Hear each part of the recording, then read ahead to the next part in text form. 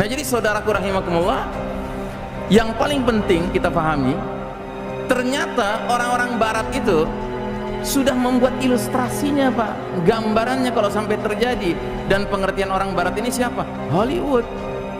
Karena Hollywood itu senang sekali bikin film-film yang sumber gagasannya dari Quran dan Sunnah tanpa pernah mau menyebutkan sumbernya dari mana. Pokoknya mereka mau nyari duit aja, mau menghibur saja. Nah, buat kita ini sarana tafakur.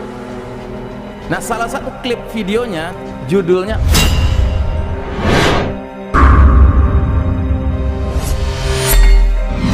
kembali lagi ke surat Ad-Dukhan, di ayat ke-16-nya Allah Ta'ala berfirman, Yawma nabtishul batshatal kubra inna muntaqimun. Ingatlah ketika kami menghantam mereka dengan hantaman yang keras, sesungguhnya kami Allah Ta'ala adalah pemberi balasan. Jadi Dukhan ini disebabkan oleh hantaman keras yang datang dari langit. Dalam bahasa surat At-Tur, Allah menggunakan kalimat kisfan minas sama'i saqiton, bongkahan-bongkahan batu berjatuhan dari langit. Kalau dalam bahasa modernnya meteor, ya.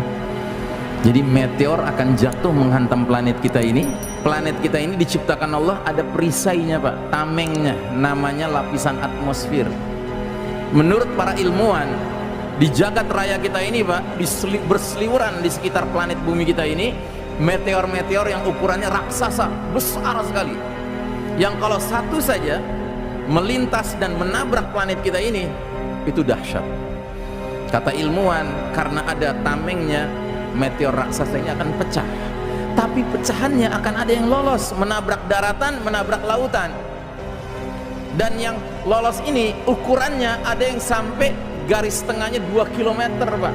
Batu garis tengahnya 2 km, bergerak dengan kecepatan puluhan ribu kilometer per jam. Kalau dia menabrak daratan, tentu dia akan menimbulkan kepulan asap kayak bom nuklir.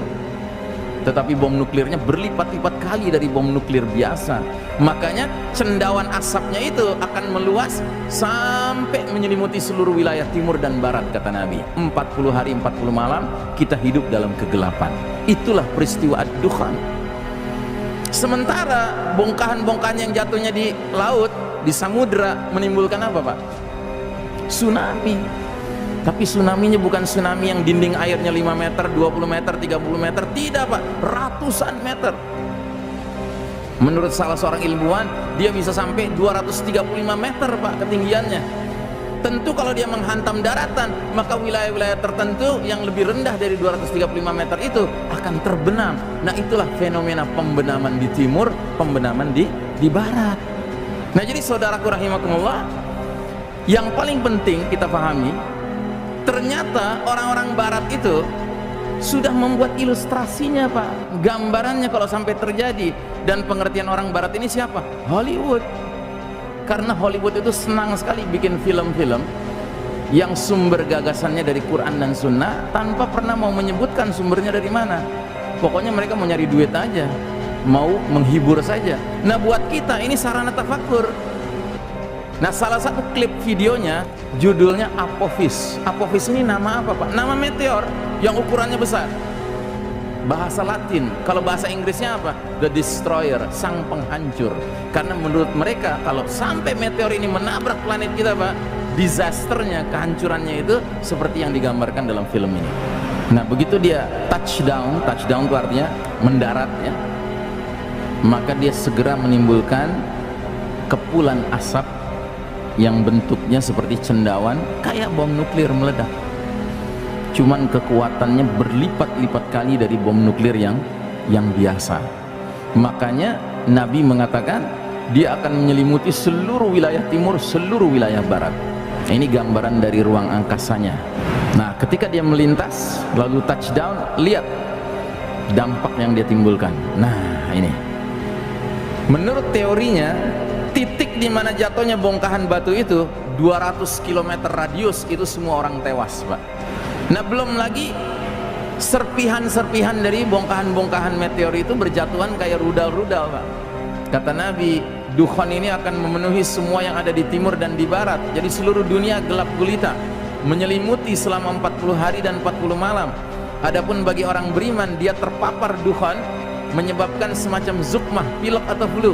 Sedangkan bagi orang kafir, dia akan seperti orang mabuk, keluar cairan dari lubang hidung, lubang telinga dan duburnya. Jadi kayak zombie-zombie gitu orang-orang kafir itu ya.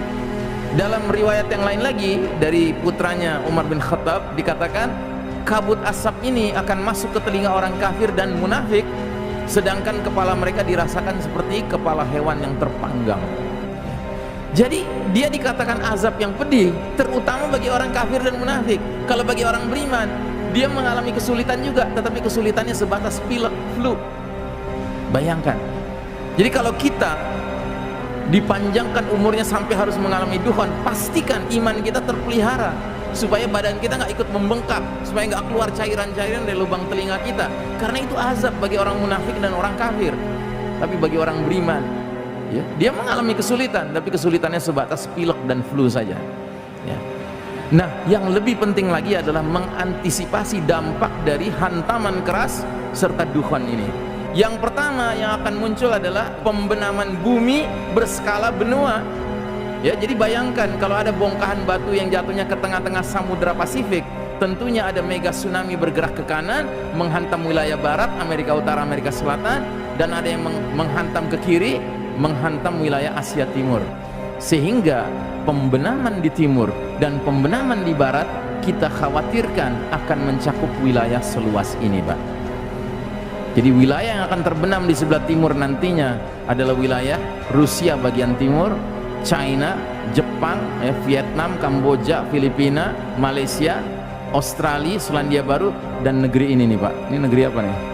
Termasuk kita renungkan hadis-hadis tentang peperangan di akhir zaman, di zamannya Al-Mahdi, nggak ada menyebutkan negara Cina terlibat di dalamnya, Jepang terlibat di dalamnya, nggak ada. Filipina, ya, Australia, Selandia Baru nggak terlibat. Apalagi Indonesia, nggak ada disebut. Gitu. Kalau India masih disebut, perang di akhir zaman melibatkan negara India masih disebut. Ya. Begitu juga yang sebelah barat, wilayah yang kita khawatir akan terbenam adalah Amerika Utara dan Amerika Selatan. Ini semuanya terbenam. Makanya tidak ada satu hadis pun menyebutkan di akhir zaman ada perang lawan Amerika, nggak ada. Ya jelas nggak ada dong Ustaz. Nama Amerika kan belum ada di zaman Nabi. Oh enggak. Ada hadis tentang peperangan antara kaum muslimin dengan kaum Yahudi. Ini hadis tentang akhir zaman juga. Kata Nabi, kalian umat Islam akan berada di sebelah timur dari Nahrul Urdun, sedangkan Yahudi di sebelah barat dari Nahrul Urdun, sungai Jordan. Yang pada masa itu tidak ada seorang sahabat pun yang ngerti Urdun itu di mana. Nggak ada yang tahu.